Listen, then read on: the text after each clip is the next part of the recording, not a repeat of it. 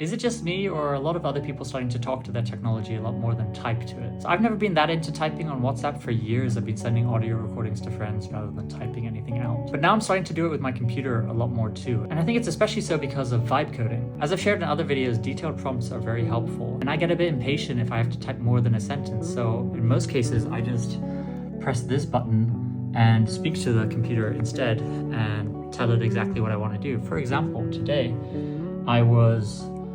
there were some problems showing up frequently with the application that I'm working on where, it has the number and then the also tone. Like this is supposed to indicate the tone for ch, and it's supposed to be the I has an accent mark going up, but then it was inconsistent. Sometimes I had the number, sometimes I actually had the accent mark within the actual character. Anyway, when I was analyzing this, I thought there's 3 different ways to solve this. And it's going to be a bit complex for me to type out, so I just spoke it all.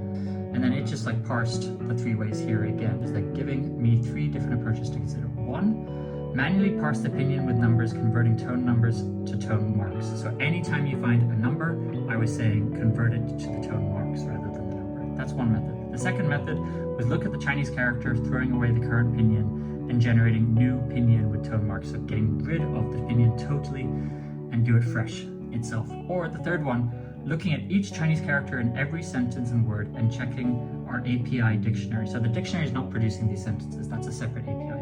And so look through the dictionary if they have the tones and get it properly from there. With AI, you need to be really specific. If it's making mistakes, you need to be able to not just identify the mistakes, but give possible solutions.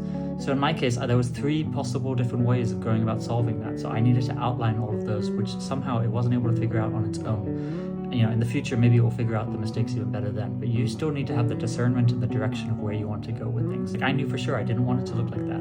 And I had to decide which look did I want to go with. Did I want to go with the numbers or with the tones? I think the tones is far more preferable. It might seem like a simple thing, but these are the small things that add up over time with all the different aspects of your application. So vibe coding is probably the main reason why I'm talking to my technology a lot more than I am typing to it.